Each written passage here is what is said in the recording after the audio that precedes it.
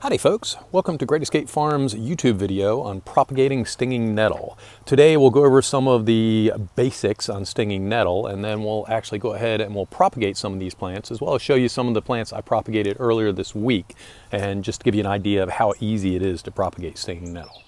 So this is my stinging nettle patch here. I'll explain a little bit about that in a moment. There's a little bit of information about it. So stinging nettle is Urtica dioica. It's a herbaceous plant. It is self-fertile as far as the seeds. We use the leaves as well as the roots. Let's see, it likes fertile soil, it likes moist soil, and it has to be well drained. pH is from 5 to 8. Its taste is like spinach, and years to harvest is 1. I'm sitting at about 3 or 4 years on mine, and the USDA hardiness zones are pretty much all over the US and Canada, zones 3 to 10.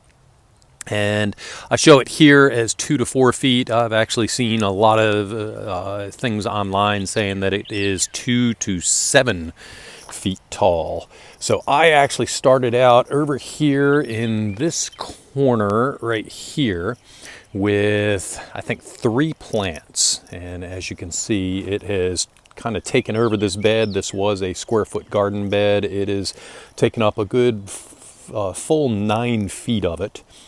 And let me put the camera down here so I don't give you too much vertigo. So it definitely spreads. It spreads via seed as well as underground rhizomes.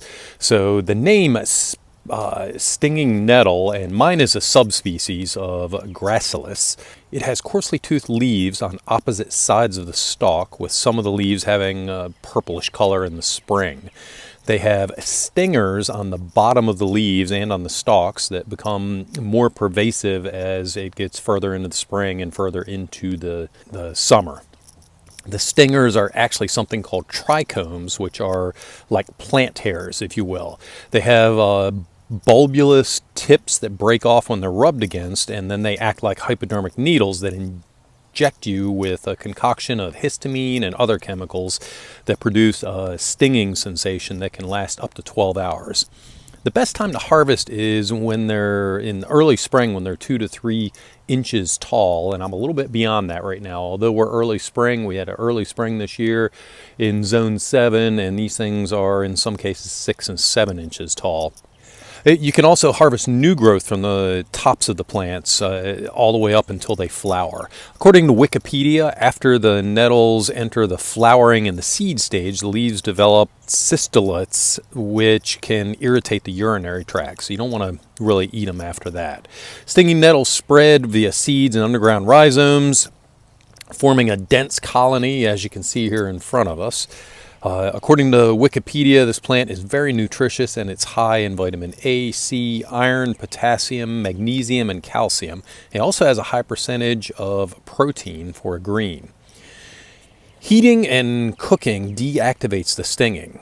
The leaves can be dried to make an herbal tea in the sun or a dehydrator. Both of those will be hot enough to deactivate the stingers.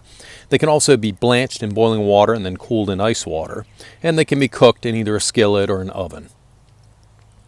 Stinging nettle has a long history of medicinal uses, but most of the research done thus far seems relatively inconclusive, at least the references I saw online at WebMD and several others. Stinging nettle seeds and leaves are available at Amazon.com. I'll include a few links in the show notes of this YouTube video so you can go directly to YouTube. There's my co-host, Murphy, who is often joining me in my shows here. So I took a quick break. I went ahead and just put some soil into a 4-inch deep pot here, and I also took a shovel, and I just took a shovel. I went in underneath the plant, moved it up, and then I went down, and I actually had shot this video, and it ended up not turning out, so I'm reshooting it, but this is what it looks like.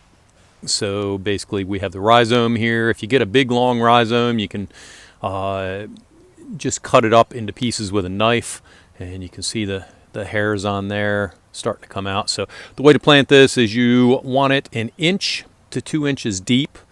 So I can actually put that in a little bit more.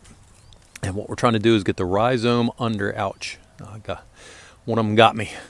They quickly get the underside of your hands and stuff, so it got me on the upper side of my fingers here, which is not calloused. So, okay, rhizome is a couple inches under, and we want to keep this well watered for a couple of weeks here, and I'll show you a couple of, actually, let me show you here now. So this is a number of them that I potted earlier in the week. You can see there's a couple of them that are drooped over here a little bit. I just need to water them a little bit more. I have other ones here that are up and doing fine on their own. So in 2 weeks, these will be fine. And in another 3 weeks, when we're off of the current medical crisis COVID-19 quarantine of spring of 2020, I'll go ahead and open the nursery up and I'll actually be able to sell these. And that's how we go ahead and actually transplant it. So again, you don't have to be horribly careful with it. I could actually transplant tons more out of this patch right here because I really don't need that many. And the other way to propagate these is via seed. And like I said, I planted seed of about 3 or 4 plants over here in this corner, and this is what resulted here. So it apparently liked the fertility in the soil and the amount of water, and although this is not full sun, it's more partial sun, it appeared to be enough for these things to do absolutely great. So that's it for this video. Again, I'll include some links in the show notes as far as where you can get the seed and the leaves themselves. Also, we have another video out on actually cooking these, dehydrating, and doing a number of different things with these. So I'll go ahead and link that in the show notes as well. Thank you very much for tuning in. Please consider subscribing to our YouTube channel, and have a great day.